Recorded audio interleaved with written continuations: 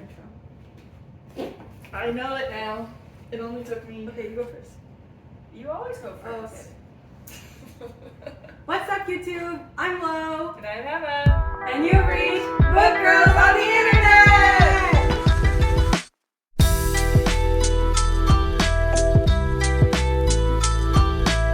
Action. Okay.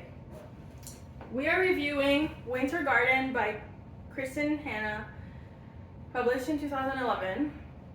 Emma's pick. She was like, "You've never read historical fiction?" No, here's what happened. We were talking, what are we gonna read next? And I was like, we should try a different genre. We've kind of, Yeah. we've been enjoying the memoirs and fantasies and stuff. And I was like, what if we did a historical fiction? And Lori went, ugh, I hate historical fiction. I never read it. And I was like, well, we're definitely gonna do one then. So she picked this one.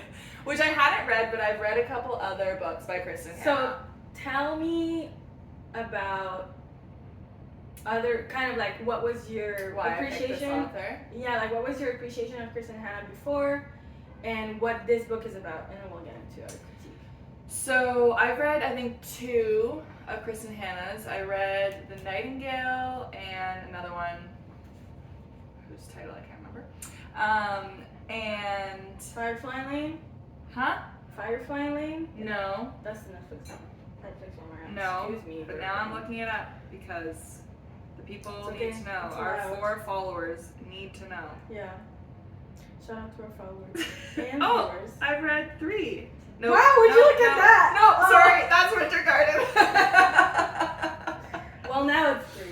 Okay, so actually, it's 4 now. I lied. Oh. So I read The Nightingale, I read The Great Alone, and I read The Four Winds. So I was like, hey, I've enjoyed her other books, and they were all, the ones I've read were all historical fiction, so that's why I was like, I'll look into hers, and then I chose this one. So this book is the story of 2 daughters and their mother, and they've had a very complicated relationship. It's very cold, I guess. They're alienated. They're very alienated. The dad is like the sunshine and love and like peppiness and all that in the family, and spoiler alert, early on in the book he passes away, and it's kind of like the aftermath of how it impacts each of the daughters, how it impacts the relationship with their mother, who's clearly experiencing some trauma after her husband dies, and the different kind of paths that each of the daughters took. So one took over the family business, which is like an apple orchard in the States somewhere, and the other is a photographer and often travels to like areas of conflict, and so she's like never home, always traveling around, isn't settled down. The one who took over the family business has 2, Meredith, she's grown, or she's married with 2 adult daughters. And essentially, like, it does come out kind of slowly, but you learn that their mother, who's Russian, had a traumatic life before she came to America. And the book is really about her opening that up to her daughters and establishing a connection. Establishing a connection with them and also making peace with herself. Yeah. Yeah. Did you like it? I did like it. Her books are just, I don't know, I like her writing. They're easy to read, but they're layered, and they're like not, I don't necessarily, they're not super predictable, which I like in a book as well. I don't know, what did you think? Did you like it? Okay, so this is my first Kristin Hannah book. I liked it. Some parts, I was like, I thought that the fairy tale thing was predictable. I was like, of course it's gonna be. Yeah, you knew that it was gonna be her. Anya. Yeah. What's her name in the end? By the way, we're spoiling it. I forgot her real name, but Yeah, I had a hard time. A story within a story was hard. It was just That was like, actually the first. So in the other, I totally interrupted you, but Yeah, Kristin it's Hanna's fine. other books weren't that style. They were just the story. I was wondering because So that surprised me. That was hard for me because, like the whole, maybe it's also just the style that it was written, not as in the style that it was published in, but like the whole like italics when it's the fairy tale versus like the regular font. I don't know. I kind of just like when everything kind of looks the same and it's like, yeah, it was hard for me to get into the whole fairy tale thing, and then by the end, I figured out that it was the siege of Leningrad. Because I mean, I googled it, but I had made the connection, and I was just like, oh, okay, like this is the part of the historical fiction. So yeah, I thought that it was well written. I liked the regular arc. Like I really loved Meredith's arc. They all kind of go through their own arc. Like the main plot is the mother and her relationship with the daughter, but Meredith on the side is struggling with Her marriage. her marriage. Like she's Her going work. through a lot of questioning. Like, is this what I really want? Is this what I really wanted? Yeah. Which are very interesting topics to unpack, and it reminded me of Everything Everywhere All at Once. This is a movie.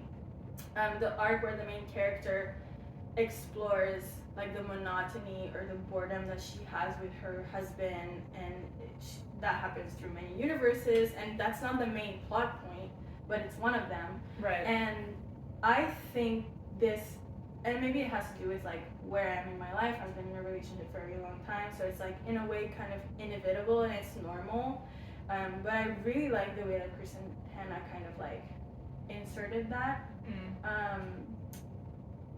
Inserted that arc with Meredith.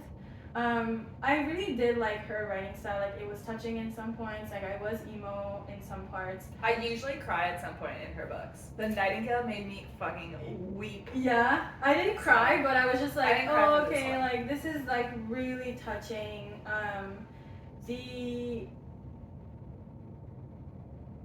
The end, Stacy. Didn't see that coming. Didn't see that coming. I was like, whoa. That would just make like a really good like Hollywood kind of like rendition. I like the plot twist.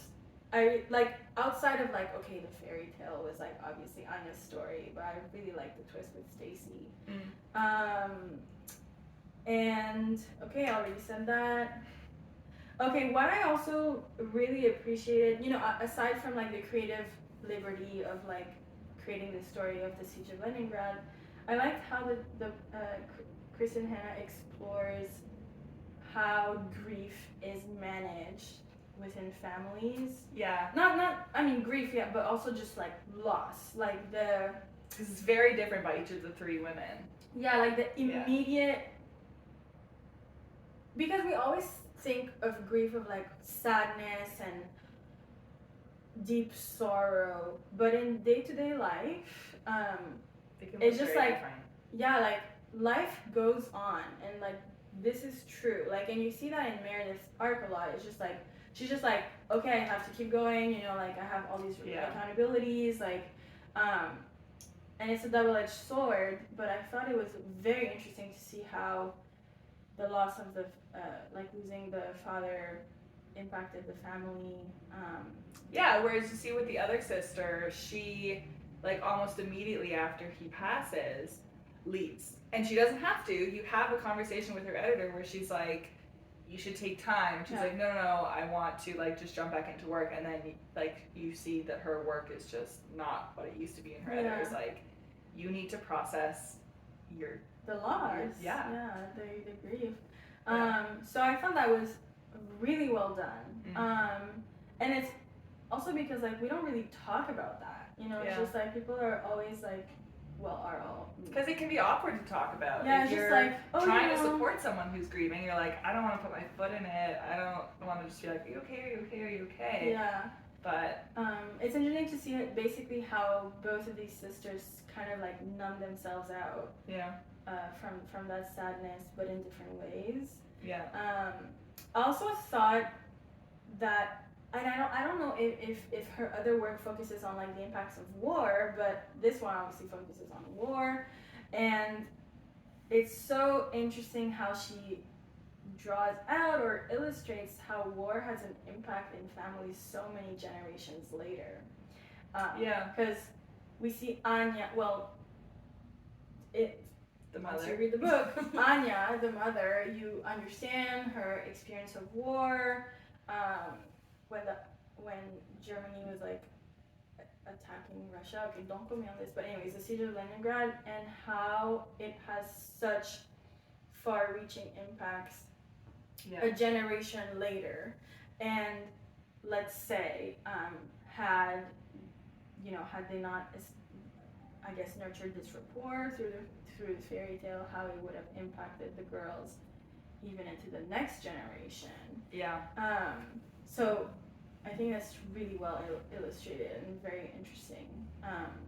Just the trauma and how it manifests in those relationships. I think she's very good at fleshing that stuff out. Like Nightingale's around World War II in France, Okay.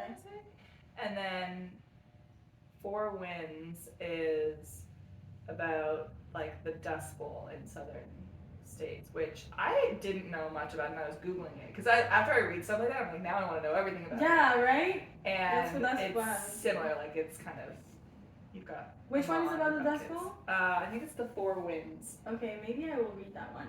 I'm definitely curious to read about her other work, but yeah, my biggest, I guess, critique, or just maybe that's just the style of reader, is like the story within the story setup was very hard for me to like wrap my head around. Yeah. You should read her other stuff and see, because I haven't experienced that style with her.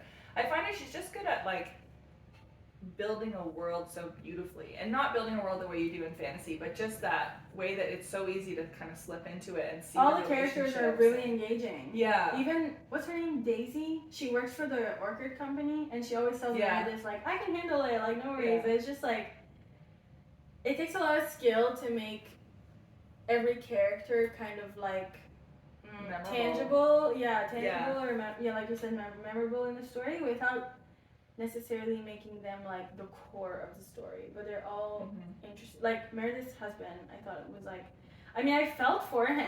I was just like, I felt for him so much. I also saw like so much of myself in Meredith, like with my own family. I'm like, oh, that would be me, where you're just like, someone has to keep the lights on and keep it going, even though you don't have to do it all yourself, but you kind of put take that it burden upon on your shoulders. Yeah. I'm like, oh my god.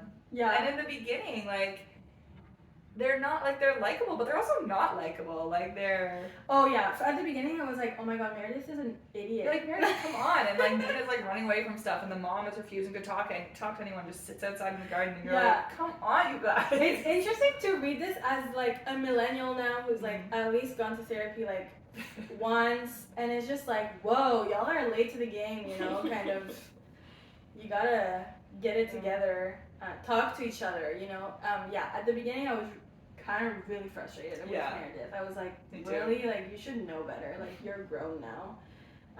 Like, with 2 daughters on her own and, like, of her own, and I was just like, facepalm. I also felt bad for the sister's boyfriend. I know. So in love with so you. Sweet.